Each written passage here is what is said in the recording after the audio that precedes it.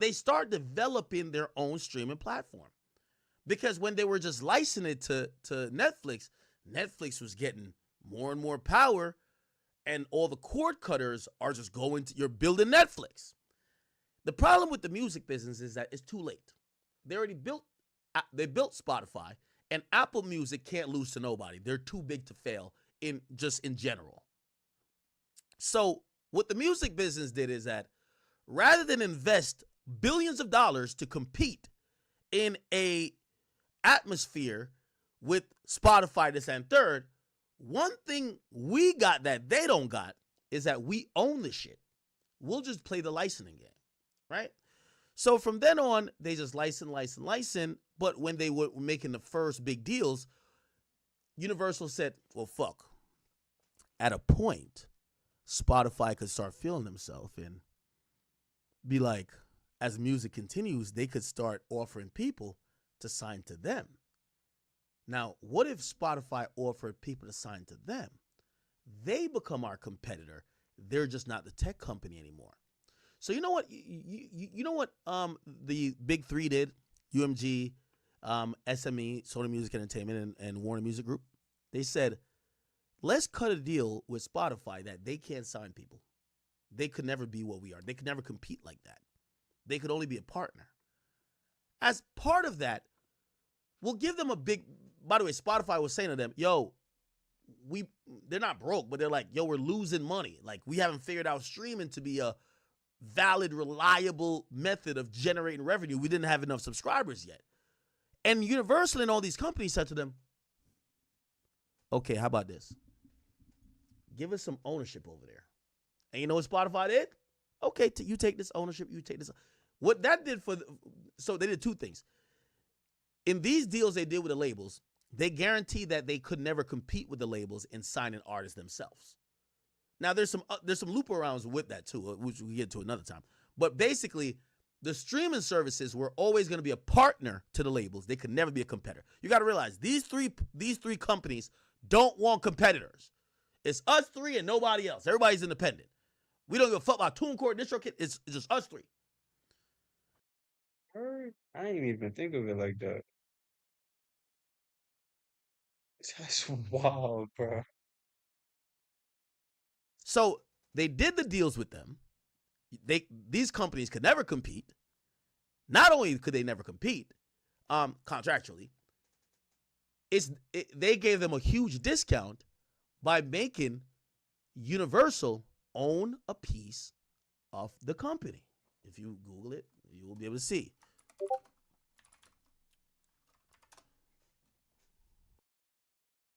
When I first joined Honeybook, I was Nah, it's crazy because imagine Spotify having the power to sign people like they artists.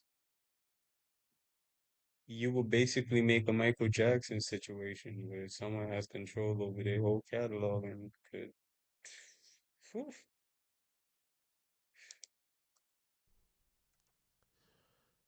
They have a minority stake. Okay, so they have a minority stake in the company, which gives them incentive and gives Spotify incentive to be loyal to them. Do you get what I'm saying? We gave you a discount. We own piece of your company now. So UMG owns piece of the tech company that's now serving the music. Very smart. Rather than tax them out the ass for the licensing, you own piece of the company. So now you can help steer where it goes. Right? Now, why did I say that? I said that because this is the thing that we all need to talk about. Why are these artists or anybody else seemingly upset at the game that they all have initially or at some point cognizantly chosen to get a part of and have been down with? I'm gonna give you an example because there's another company that does the same too. What I just described with UMG and the music industry is that once, again, they saw themselves bleed once people stopped buying shit and pirating started. So they set up their business in a way that they'll never bleed again.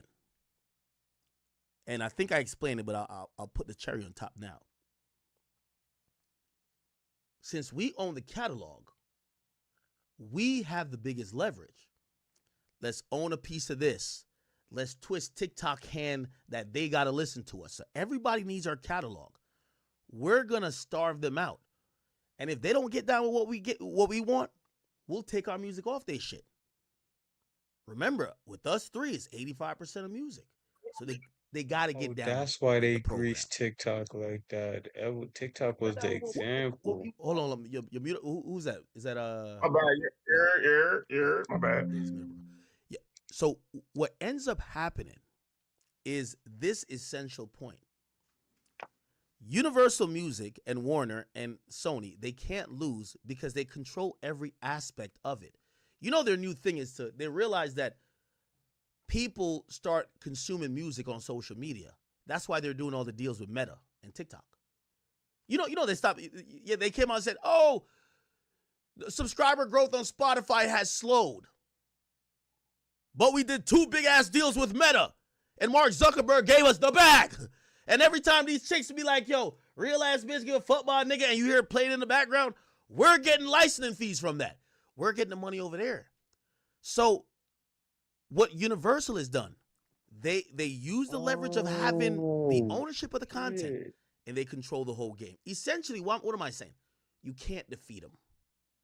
Because unless you could change their market share from the amount they've owned this market share for the last 80 years of recorded music. You can't change it overnight.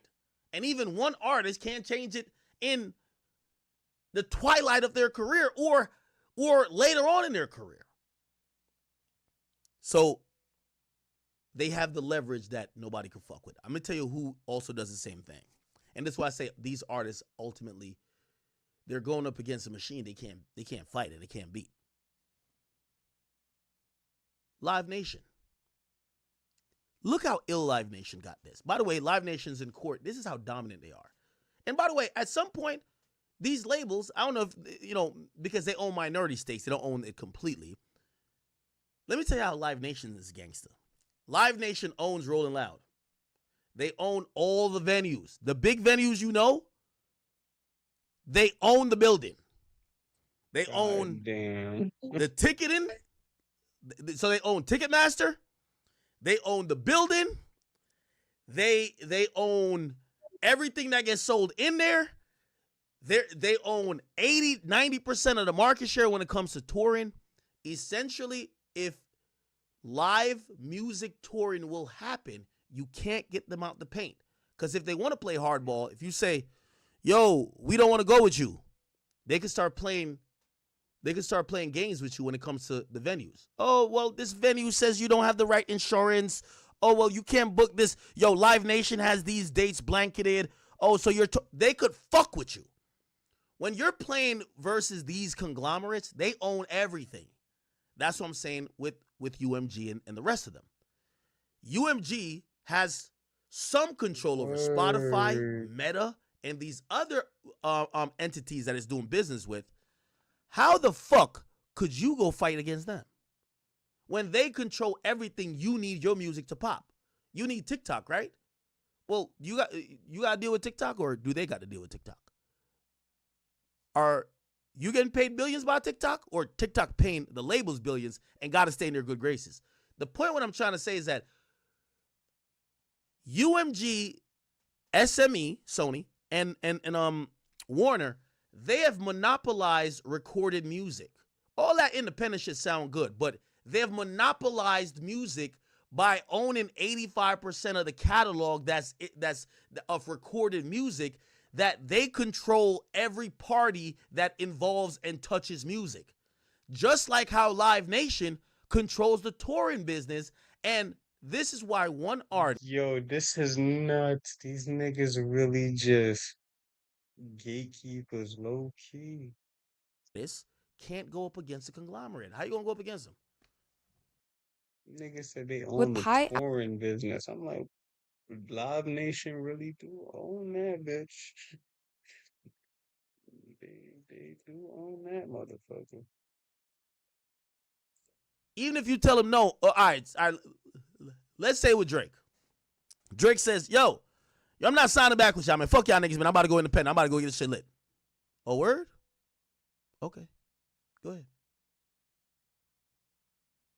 Hey, Meta, remember we got a partnership, and as part of the partnership, artists signed to us get these benefits. Drake is no longer signed. Hey, just to let you know. And because you're paying a pretty penny and you got a discount for licensing our catalog, you're expected to make sure you give our artists the benefit of the doubt or the boost in the algorithm. Drake should not. They gonna make sure. We paying for this. He not no more. He's out there by himself. Yo, it's nuts. Same with touring. Anytime you see a goddamn artist try to go independent with the touring shit and they don't go with Live Nation, all you keep hearing is that their tour is flopping, dates canceled, this and third. Because you know what Live Nation does? Yo, could somebody call up the Barclays and tell them, yeah, we got to cancel the show tonight. I'm not saying that that's exactly what happens, but shit gets funny. And that's the power of these companies. They own or not necessarily own, but have control or have a lot of input on the subsidiaries that you need to rely on for that industry. Yeah, I know them tech niggas don't be beefing for a reason. Like, imagine Mark Zuckerberg and Jeff Bezos really beefing. Yo, Mark Zuckerberg never gonna get a package online. He's gonna have to create his own delivery service. How could you make it in music if you don't use Spotify? UMG owns a part of. If you don't promote on social media or you don't have these campaigns, which UMG has a big contract with Meta. You don't use TikTok, which UMG got the big contract with TikTok. What do you have at that point? You got your balls and your word. You don't got nothing. You can't go up against these companies. Yo, nah, man, I don't want to rock with Live Nation no more, man. Like, I'm going to do this all myself. I'm going to sell it like I used to sell it, like, back in the day out the trunk. Okay, well, go sell your ticket somewhere else because when you got your ticket on Ticketmasters, we're going to suppress it. When you Don't they own Ticketmaster too? That's what I'm saying. When you use our service, remember, you didn't want to get down with us? This is like gangs. Nigga, you didn't want to get down with Live Nation? Okay, you going with somebody else? Oh, I bet. How you selling your tickets? Oh, now you want to use our service. Ticketmaster. Okay, cool.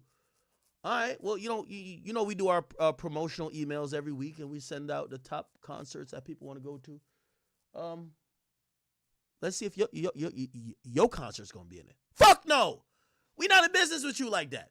This is what I'm trying to say. It's confusing to me when I see these people trying to act like they're about to go up against these establishment and win, because a lot of the times when they're winning, the establishment already fixed the game.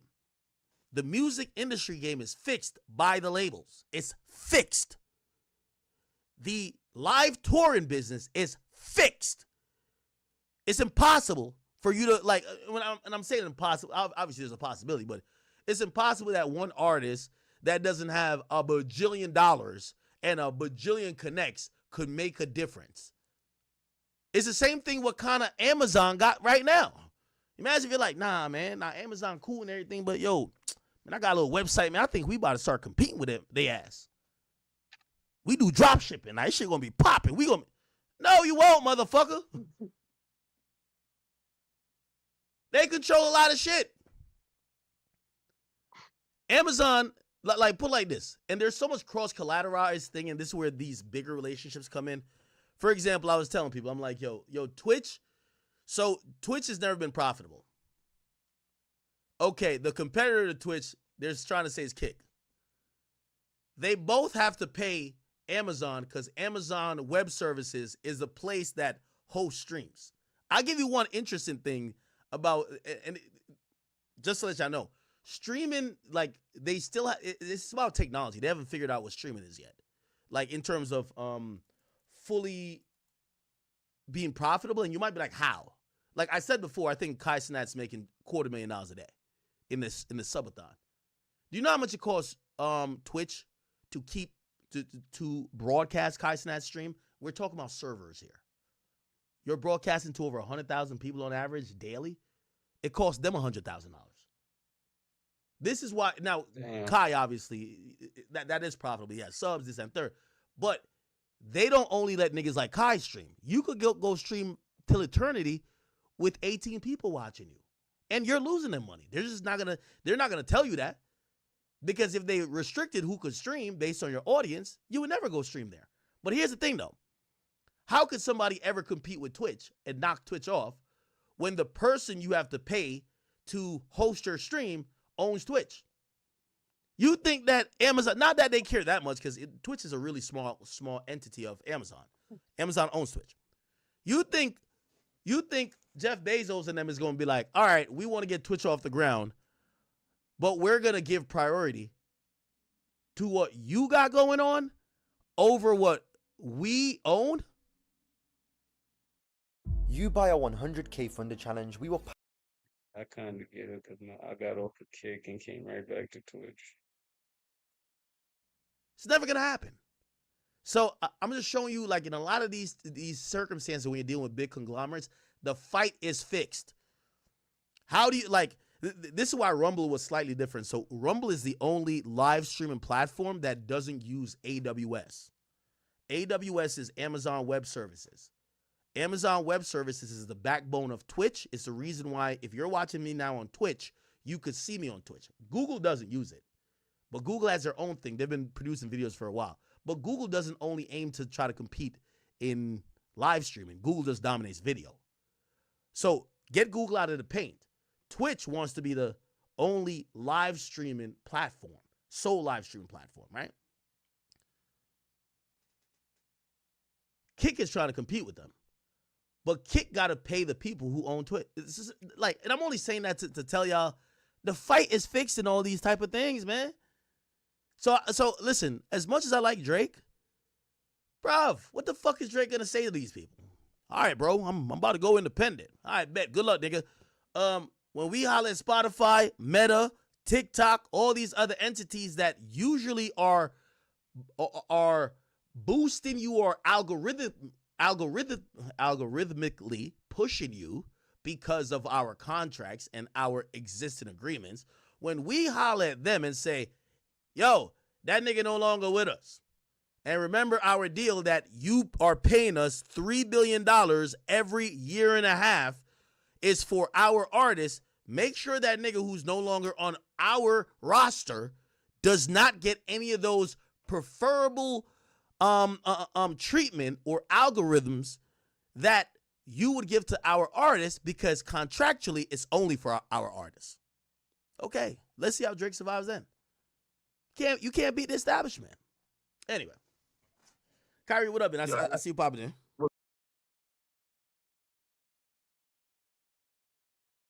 I ain't gonna lie to you, I ain't know the game was rigged like that.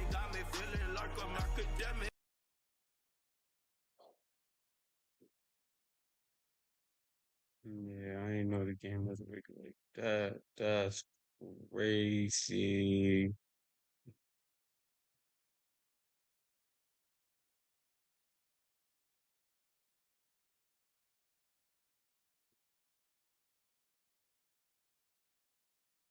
Crazy. Can you believe that? They have this shit fixed. So that badass New York sound, that sexy drill shit that was playing, that's crazy.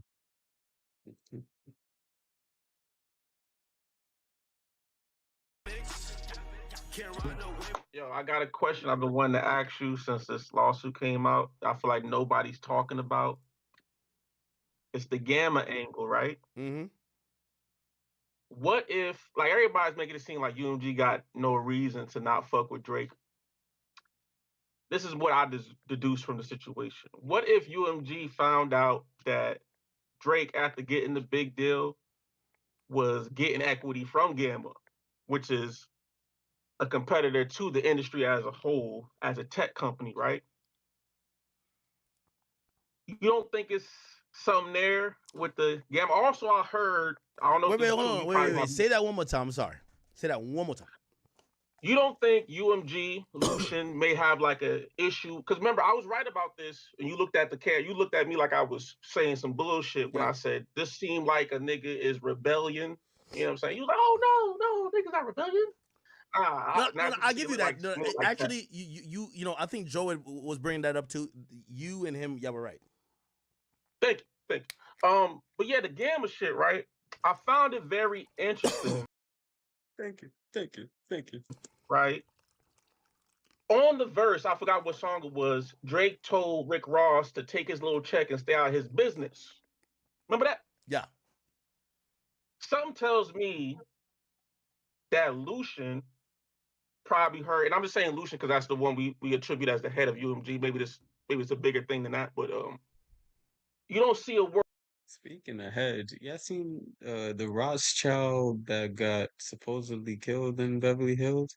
First of all, yo, we finally seen a Rothschild, bro. I was not expecting him to be, like John Wick. World where like they see Drake giving equity outside of the company and was like, oh, you running around with Sexy Red and Four Bats, you thinking you slick. If I'm not mistaken, even Drake mentioned something about Larry Jackson, and if Lucian don't cut the check, something about Larry Jackson. Also, when Larry Jackson did that interview with Joe, and by the way, very tight. You're right. I agree with you 100%. So it seems to me. I also, believe that Drake. Maybe you have more resources to find this to be true or not. I heard UMG got sued by a production company for the rights to a documentary for Drake after he did the 100 gig shit. And when we talk about lawsuits, I see angles in which UMG can countersue for him fucking up business that they had together. You see what I'm saying? Okay, so I'm agreeing with a lot of what you're saying. The first thing I'm gonna agree is this. I think these are moves that Drake has been doing to try to flex the leverage that he believes he has at Universal. And I think also this also goes a part of why Universal might devalue him a bit. Have we considered that Drake is talking about him signing a $400 million deal? I want everybody to look at the screen right now and be very clear. So and this happened in like 2018, 2019. So y'all looking at my screen? Let me bring this up. Okay. I just got paid $400 million deal.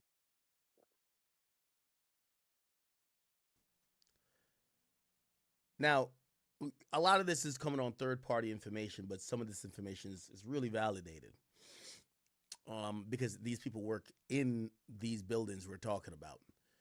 If we go back to Scorpion, okay? If we go to Scorpion, what you're going to notice, and you got to scroll down to see, we see Young Money, Cash Money Records, okay? If we go to CLB, and by the way, those are the credits of where it's being distributed from, the labels, the imprints, right? When we go to CLB, you go down, you're going to see 2021 OVO under exclusive license to Republic Records. Now, I don't have to spell this out for you, but every album subsequent to that is going to be said OVO under exclusive license to Republic Records. So if I go to For All the Dogs, you're going to see the exact same thing. 2023 OVO. Okay. If I go to Honestly Nevermind, you're going to see the exact same thing. 2022. Okay. If I go to Her Loss, and this is always the interesting one, because let me tell you a little bit interesting. And if you wonder about the power of Drake, let me just tell you what this already tells you. 21 Savage is on Epic Records. That's under Sony. That's a big conglomerate. So, you know, Travis Scott is like one of the big dogs over there. Epic's big dog is Travis Scott. But Future is there. 21 Savage is there. Epic is one of the big labels, especially urban labels. Used to be ran by L.A. Reid. That's under Sony Music. anytime two artists do a project together and they're not under the same conglomerate, this is a collaboration. Just like how you've seen the guy from Republic. You remember that email that everybody was like, yo, this is the email saying, yo, you don't have the rights to distribute whatever. You know why? It's because the same label Drake is on, Metro is on.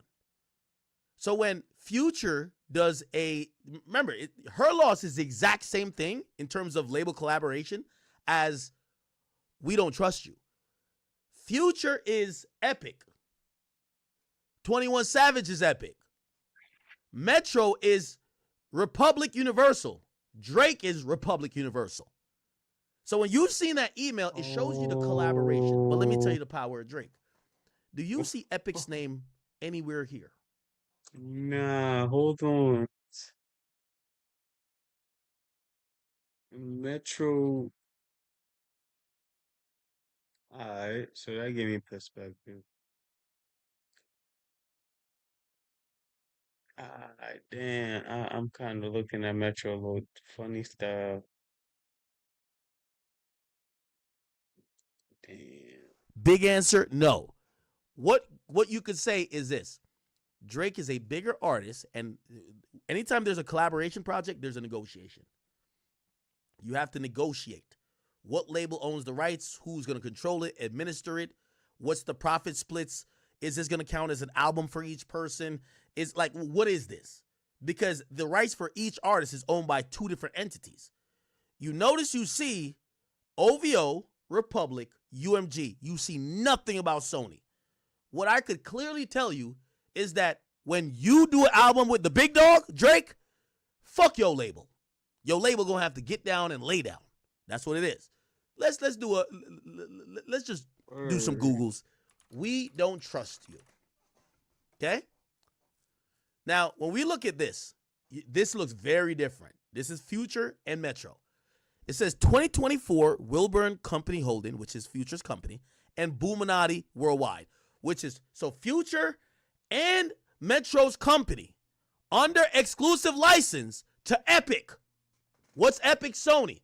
Here's the point. You could tell the corporate arm twisting based on leverage. Future is the bigger of him and Metro. Republic ain't running the show here. You get what I'm saying? That's why Metro felt so offended when the email came from Republic saying, no, not Metro. Well, probably Future, but Metro pointed that out. And that's why he's probably thinking it's Drake. Because he's like, why are y'all telling Epic they don't have the right to promote a song? Future is the bigger of us. Future's label is controlling everything. Why are you trying to? So that's why Metro is thinking, oh, y'all are trying to stop the song because of the other big guy on the label, which is Drake. Because you realize the email that Metro tweeted is his own label trying to stop something, right? Who's on his label? Drake. Whose label's controlling this? The bigger artist. Future. You get what I'm saying? Now, the business was done pretty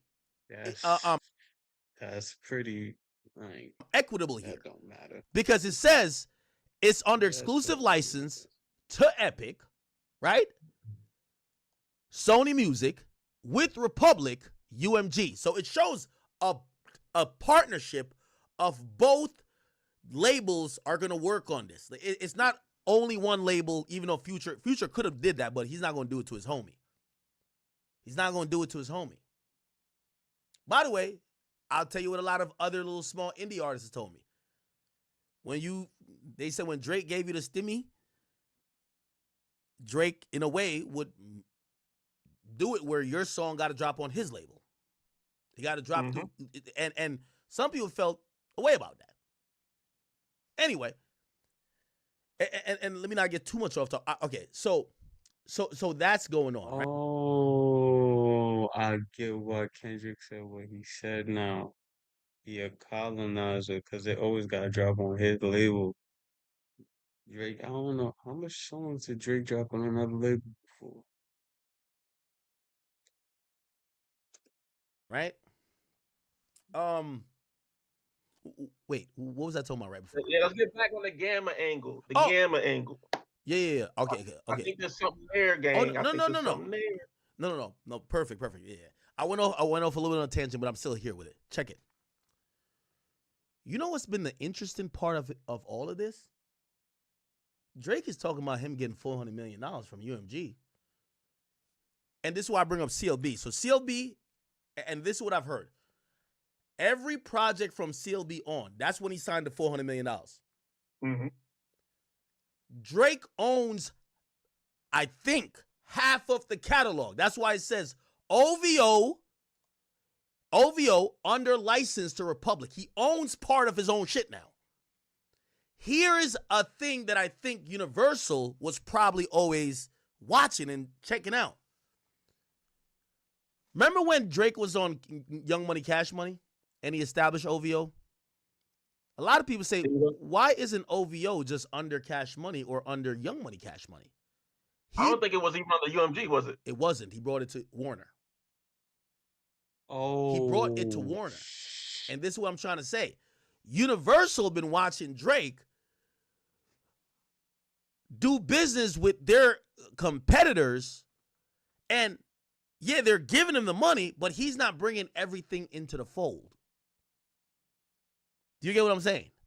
Mm-hmm.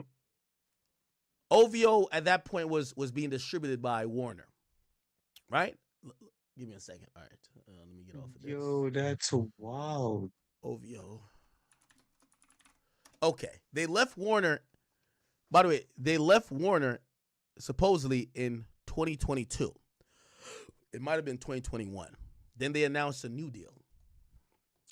OVO Sound signs. Look, we're going to find it. Oh, yeah, they partner with. So Drake OVO partners with a secure investment firm. That's interesting. He leaves the big three. First of all, it's a little odd already because he wants to have some negotiating power. He did his label deal not under the company that already distributed all his shit. Then he gains some ownership of his projects, and the company that would administer that is outside of UMG, and then is being distributed by Warner, and then afterwards he partners with Todd Moskowitz and Sony Music Santa Ana. Let's read through this a little bit. By the way, this all has to do with Gamma 2. I'm going to tell you why. Because I think Universal been watching Drake trying to think he's Michael Jackson. Well, let's not forget Larry Jackson used to run Apple when they were doing the exclusive deals as well. Yeah, no, 100%. But hear what I'm saying. Universal been watching Drake try to explore the options of not being under the fold. Hey, what are you doing? Just making money. Not before you. Yeah, let me show you. Most people don't know this, but the Stop thinking of OVO as who's signed to OVO. After CLB, think of OVO as having part of Drake's catalog. We all remember the whole Sony ATV move with Michael Jackson, right? Yeah. What seemingly Universal. It's crazy because they just gotta watch Drake, because if he's moving like that, it ain't much you can do aside from try to steer him in a better direction type shit. Because even Michael during the time he was trying to expose, yo, them niggas had Spotify ready. That nigga, them niggas had Spotify in the next wave of how music was going to be distributed ever since Michael died. That's the truth. Cause Michael kept doing that thing where he was holding labels by the nuts. He was like, "Yo, my music is good, and I feel like I could go with this label." Oh, Peter Mike, man. is kind of watching like, wait, this nigga is having his catalog or some of his catalog, half of the catalog. Now, I'm saying half. I don't have real proof of how much it is, but definitely a part of it because you can see it. It says OVO, which means OVO owns it. this might be setting up a leverage play that he could, whenever he does the OVO deal with UMG, that catapults him to get a board spot. That catapults him to create a new label. But until then, he needs to bank a lot of his back cap, because I've told people about 70 to 80%, 70 to 85% of Drake's streaming catalog is from music released before 6 years ago. Like, that's, and that's not shitting on him. It just shows how much his catalog is worth. Drake is going to be the most streamed hip-hop artist of all time for a long time off of his old shit. So what is the value of that? But here's the thing. Universal owns a lot of that. You know what Universal don't own? Anything from 2020, or well, I won't say they don't own nothing. They don't own everything from 2020 continuing. So he's banking that under OVO Sound, which tells me he's playing within the margins of maybe doing a deal, maybe like a Michael Jackson deal. But he's letting them know, hey, y'all have to realize, me fucking with Gamma over here, me doing this, y'all gonna have to give me the shit if y'all want me to just to stay straight Universal. That's where Gamma comes in. I won't be fucking with no Gamma if y'all give me what I need. But until I get it, Gamma gonna give me a little piece of me helping Sexy Red. Thank you, Gamma. All right, I got you. Hands on your knees and shake that ass for Drake. Cool. Look how I helped out over there. Gamma's surely thanking me. Yo, Universal, that could have been for you. Stop playing with me. Stop fucking playing with me. Drake been saying this the whole time. You got to look at his moves. He's been saying it the entire time by his moves, but he's been doing it covertly. He's been doing it covertly. Like he's been. I think there's a record where he actually does a lyric where he actually threatens that on a song. I'm pretty sure he does. Covertly, he's been showing Universal that, hey, I could help people outside of this structure, so stop playing with me and give me, and I got to think it's more than money, it's a power move. Give me the Michael Jackson shit. I make artists. My catalog is worth the most, and now my new catalog is going to be crazy as well. But now I'm banking it over here. I'm gaining some power in these ancillary places. Gamma come here. I'm fucking with Tom Moskowitz, who has Alamo, who they did a deal through Warner.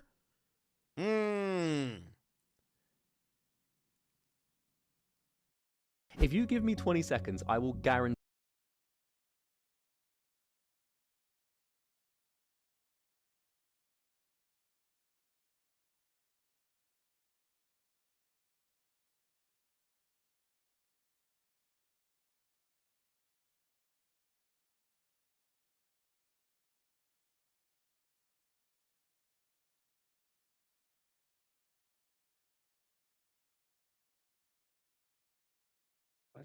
Your label, don't bring his record label that owns part of his new discography. Why don't he bring that to the major label? Like, put it like this. I'm pretty sure if he wanted 600 or whatever money he wanted and they were bucking, just say, all right, man, I'll throw OVO into the mix. OVO will be under Universal. Okay, you got it. Because now we're administering your catalog, even if you own it. We're administering your whole catalog. Your whole catalog still stays here. You get what I'm saying? But he's been playing have the cake and eat it too. He's been playing some interesting games. I think the musical chairs, I think he has perceived them to shoot their first shot in a war with how they handled him during the whole battle, because now we find out, based on the Rick Ross stuff, we found out Drake used to sneeze and say, I don't like this fuck nigga Pusha T talking about me or on this project, and they will remove it. But they didn't use any suppressive, any any methods to control the Kendrick thing. And that, to him, he's like, oh, that's a shot. Now, you can look at it in two ways. Pusha T ain't nobody. Kendrick is Kendrick. But he's probably looking at it to say, fuck Kendrick, because realistically, the revenue that Drake has brought in from streaming, number one, he built the whole streaming apparatus in terms of business, right? He was one of the artists that they were really relying upon, even the DSPs, to get people into streaming. But his streaming revenue makes Kendrick literally, even though he is, look like a dwarf. So I know, like we think they're competitors in hip hop, but he might be thinking, yo, Universal, they shouldn't even let that bum ass, like, nigga, I'll really bring the bag over here. You get what I'm saying? No, yeah. So that's why I see the Gamma stuff coming in. Also, doesn't Gamma have similar relationships in the back end of the industry that, other companies may not have? You know what I'm saying? Aren't they partner with a company that owns like World Star, a lot of media companies as well? Well, right. Here's the thing about how the industry goes. You can't beat the industry. What you could do is leverage the people and the things you know, the connections you make to gain leverage through from a non-traditional way. I'll give you the example. Do you believe that Lear Cohen and Kevin Liles and also Tom Moskowitz, when they left the major label structure and they announced that they started 300 Records, did you think, remember they said this was supposed to be different because the major label structure was just ass and redundant, and we're named it 300 because we're going to have a team that is a tangible, limited amount of people doing more. Did we ever foresee them selling the same company to the same label they complained about? You know they sold it to Warner, right? So they complained about Warner, or they complained about, well, Universal and Warner and Sony too, and then they made this new label, and then they sold the new label back to the same company just for more power and more millions. Lear went to YouTube. Lear went to YouTube. Kevin Liles became CEO, then cashed out recently. And then Todd Moskowitz, he basically sold his shit and then made Alamo Records, signed Dirk, signed Rod Wave, and he been floating ever since. And then he just sold Alamo over there to, I believe, Warner as well. So let's do the math. It's just another way of getting this control and power, if you ask me. Hello, I'm Katana, the Lightning Cat. Yo, they really created the system to monetize music. Hey, you know what's so funny?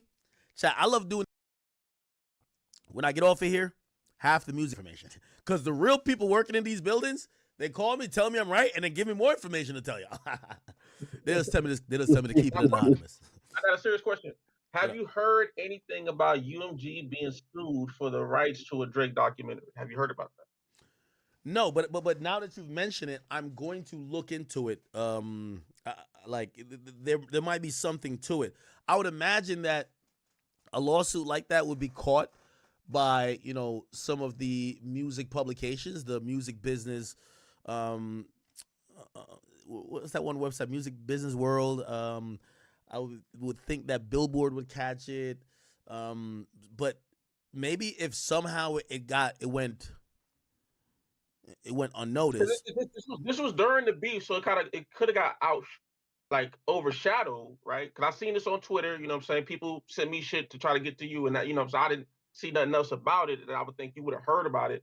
But that sounds very interesting and intriguing. It sounds very plausible, especially now that Drake is doing lawsuit games. I could see UMG being like, this is why we fucking with you like this, and also an angle for countersuit. What do you say to that? No, I agree. I mean, again, I don't know about the countersuit. I definitely see, in a way, where Universal probably felt taunted by Drake more than Drake felt taunted by them. Or maybe vice versa. Drake is like, yo, y'all playing with me because y'all are having, it's the same discussions, right? Like, I don't care. I know we know Drake's on another level, But I keep using YoungBoy. You know what YoungBoy told me? This is verbatim. He said, "Yo, Ak, they offered me $20 million more. I told him I'll give him I told him keep the $20 million. Just let me start getting some of my the ownership of my masters. I gave y'all 22 projects. I deserve to own my shit. I don't want 20 extra $1 million. Give me that in some ownership of the project, and we could keep working." And they said, "That's not gonna happen. You either take the money or nothing." And he said at that point it was fuck Atlantic forever. Why? Atlantic literally basically told the nigga, "We rather pay you millions before we give you ownership of your shit. Give you something that could give you some leverage and control." And I gotta imagine Drake at this point, he gotta be in that type of situation where they're down to, oh, by the way, this was a website. I'm on the website I was telling y'all about, your music business worldwide. You guys should fuck with this website if you ever want to see like insider stuff too. Like, you know, it's a lot of business stuff though. They break it on here. Yeah, so yeah, I could imagine Universal telling Drake like, "All right, bro, we'll give you another 400, but I know you've been angling with all this stuff. Yo, first of all, you know we signed a multimedia deal with you, and if we go back to what Lucian Grange said, you want to go back to that? Yeah, Lucian Grange, 400 million. Drake, he said it on the call, right? So he said it on the call, which was a he said it on the call for the 2021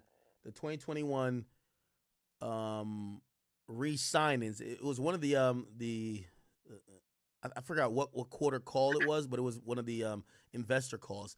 They literally said, hold on. Okay. Hold on. Confirmed. Here we go. Also, I keep seeing somebody spam in chat that Universal can't maintain profits. Universal actually has since they went public, their ticker price is actually lower than when they went public. So Yeah, I don't know if that's necessarily true. Yeah, but that has nothing to do with profits. If you know, so the way how most companies, when they appear in the stock market, it works. They need to show like, for example, even like Amazon, you need to show every quarter you're increasing. Stagnation doesn't work. The price will go down. Like, you know, say even with Spotify, somehow, like somewhere they got to still every quarter show that they're having growth. The moment that the growth is slowing, the stock price takes a hit. The moment that and again, you're still profitable. Like, for example, say you say you made $1 billion in profit last year, right? And which means $250 million every quarter. And you say this year, we only had a this year first quarter compared to last year first quarter, we only had a 2% increase. Now, usually for the last 3 years, you've been telling them every first quarter, year over year, you increase by 10%. So yes, you still increase this year, but the growth is slowing, so the price goes down. So they're going to devalue that stock. So stock prices doesn't mean are you profitable. Stock pricing is usually representative of a huge, a whole bunch of things, including profitability, of course, but it's also growth. A lot of it is growth and prospect and outlook. Now, true, but also you and I both know one of the best and easiest way for a company to finesse that look is by firing. Yo, they really, all that shit just got broken down, and that's like the everyday conglomerate consumer type of fiscal cliff. These niggas really translated that to music, bro.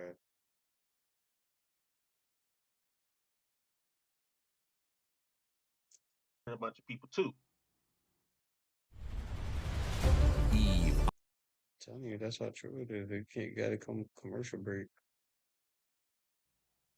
No, true. Well, that's how I wanted it. Got them niggas out of here. And shit, Spotify did that too. Nigga, the moment Spotify told me and the rest of the podcasters, hey, we're not doing exclusive deals no more, yo, the stock price went from 200 to 400. It's just about to hit 500 now. Nigga, it was a free fall when they spent $1 billion on Joe Rogan, me and all them people, price went down. The moment they said we're done paying people, price went up. Why? They saved $1 billion. Duh. But yeah, if you could find some information about that UMG lawsuit for the documentary, I think that'd be very telling. I think that's very interesting. I'm gonna look into it. But this is what I was saying, chat. UMG chairman Sir Lucian Granger has confirmed the God Plans rapper inked an expansive, multifaceted deal that covered recordings, publishing, merchandise, and visual media projects.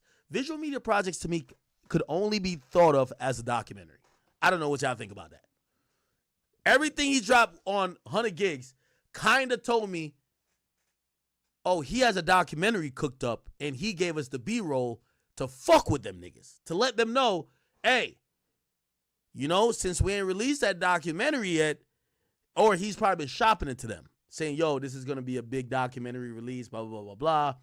And since they've been playing around, he fucking dropped the B-roll of all that shit to let them know, yo, I'm down to walk away. And really, these are posturing moves. Like, yo, I'm serious. I'll leave if you don't give me what I want. And they ultimately must have still said, nah, we're good. And then his last thing is like, all right, I'm suing. All right, so you said leave, right? So why would Drake play with Lucian Granger like that? Do you feel like this is Drake saying that I'm gonna retire from music, or you feel like this is Drake saying I'm gonna go independent? Like, what you think this is? I feel like it's him saying I'm gonna retire. Oh, I ain't gonna lie. Wait, hold on. Wait, hold on. Facts. Just keep that question really close, okay? Nah, I be having some music people really follow my stream. I could tell, like, they think almost at the same level in terms of knowing shit, just like me. Because they said, bro, here's the article that Kyrie's talking about. Hey, I be on top of shit. Okay, is it TMZ that ran it? Hold on. I'm looking for it, Chad. Give me 1 second. I'll be right sometimes. That's what I'm trying to get, Troy. I need to be more active on there. Here we go. Like, This is just from watching. 2019. It says Drake it's a Universal Music Group sued. You shut down our Drizzy doc. Let's read this. The production company behind the Drake documentary is suing Universal Music Group for ratting them out and getting the project yanked. Oh my God. From streaming platforms. Symmetric Entertainment. Let's remember this name. I'm going to try to talk to somebody. Rips Universal. I'm going to get this lawsuit too. In the lawsuit saying the music company fired off notices to remove all Drake music and video clips from the documentary entitled Drake Rewriting the Rules. Obviously, that would create a major hole in the Drake documentary. So they said they couldn't put no Drake music or videos in the doc. Oh, shit. If it were supposed to be devoid of his image and music. According to the docs obtained by TMZ, Universal Power Move has nothing to do with purported copyright infringement and everything to do with placating its artist Drake. Oh, never mind. This sounds like some shit that's suppressed. Huh? Placating its artist Drake by attempting to suppress any commentary or criticism of Drake. The unauthorized documentary was released on Vivo. This might be something else then. And it hit Netflix and iTunes on Amazon on January 16. It says it got Universal Notes the next day and 2 days later. Let me watch this real quick. Hey, want to know how I got this? Yeah, This might be a different doc. And by the way, I ain't gonna lie to you. Drake has been like, we haven't seen many docs from Drake.